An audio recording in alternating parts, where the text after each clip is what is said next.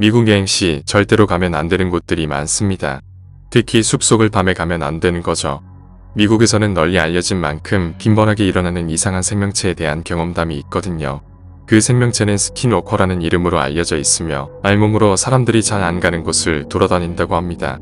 스킨워커들은 한때 치유사와 의술사였으나 원한 또는 자신들의 힘에 부패되어 악으로 전락한 것으로 알려져 있습니다. 스킨워커들은 동물의 피부나 인간의 피부를 덮어쓰고 피부의 원형으로 변신한다고 하지만 100% 변신은 못하는 걸로 알려져 있습니다. 다음 이야기는 제가 대학생이었을 때 친하게 지냈던 미국인 교수님이 본인이 직접 체험한 이야기를 들려주신 실제 경험담입니다. 이야기의 주인공은 교수님의 친구분이며 아래 이야기를 전해 듣고 친구를 믿고 도와주지 못한 것을 너무 후회한다고 말씀하시네요.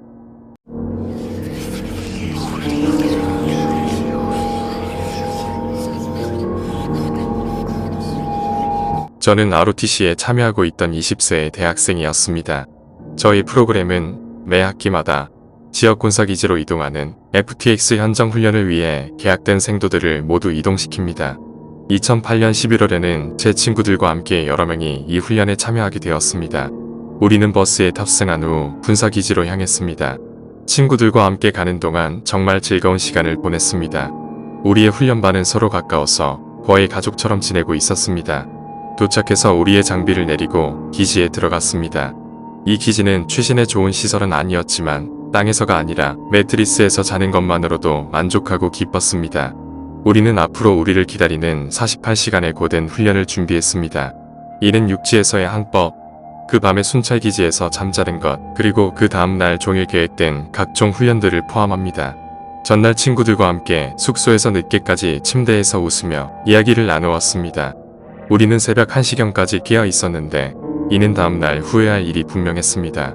다음날 새벽 4시에 일어나야 했기 때문이었습니다. 그 새벽에 일어나서 우리는 독도법 훈련을 위해 사이트로 이동했습니다. 다른 사전 테스트를 끝내고는 우리는 2학년이기 때문에 바로 훈련생들과 함께 팀을 이뤄 전체 날 동안의 항법 훈련을 시작했습니다. 저는 저의 친구들과 팀을 이루었습니다. 우리는 좌표들을 찾아내고 시작점으로 돌아와서 식사를 기다렸습니다. 우리들은 GPS 이용 등 부정행위의 방지를 위해 우리의 훈련관들에게 우리의 휴대폰을 맡긴 상태였으며 기타 다른 통신 스마트 기기는 없었습니다. 다른 모든 훈련생들이 다행히 목적지에 돌아왔고 우리는 MRE 군식량을 먹고 두 번째 항법 훈련을 시작했습니다. 다시 한번 우리는 잘 해냈고 4개 중 3개의 좌표를 찾았으며 다시 다른 훈련생들이 돌아올 때까지 기다렸습니다. 모두 돌아왔고 훈련관들은 우리에게 특백 식당에서 따뜻한 저녁을 제공했습니다. 이윽고 하늘에서 빛이 사라지면서 멀리서 울부짖는 한 무리의 어떤 울음소리가 들렸습니다.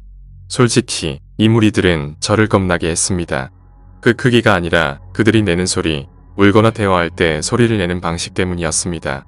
식사 후 우리의 훈련관들은 우리를 민간인의 출입이 제한되어 사람의 흔적을 찾기 힘든 군사제한구역으로 이동시켰습니다.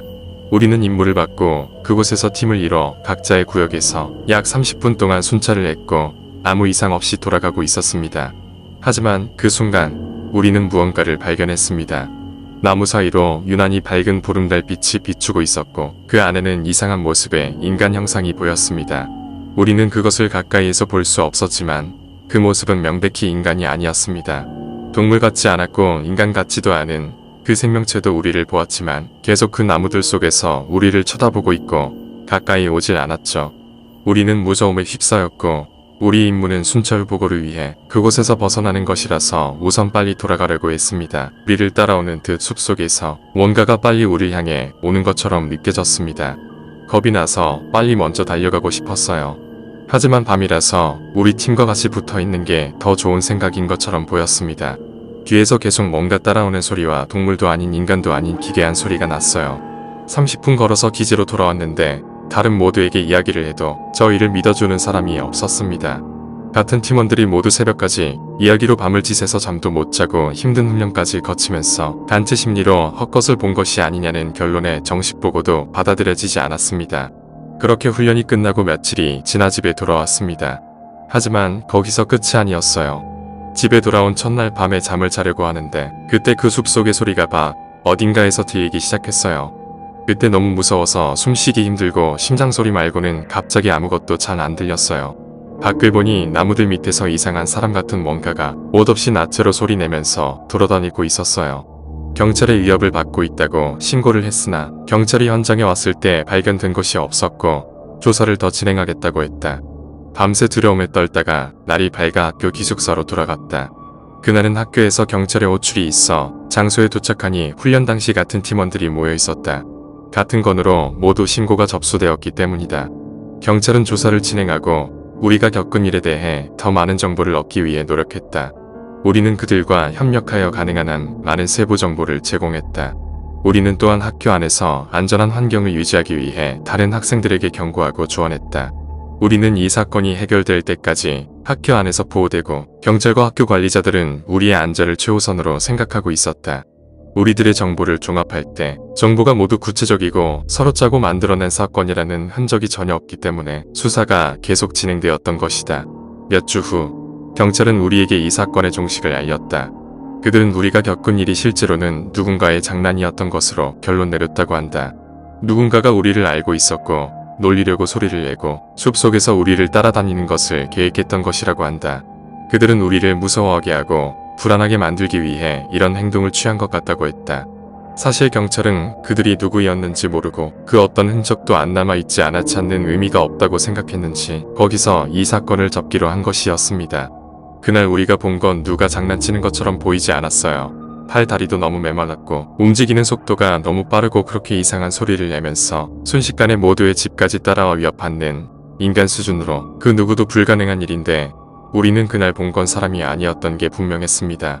이러한 존재들에 대한 경험담은 많은데 아메리칸 인디안의 여러 부족에서도 일어난 힘들을 실제적으로 사용해왔고 여전히 많이 존재하고 있다고 합니다.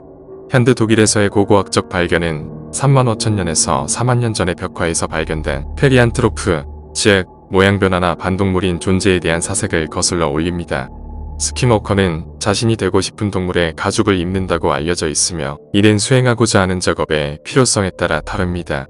그들은 거대한 힘을 갖기 위해 곰이 되기도 합니다.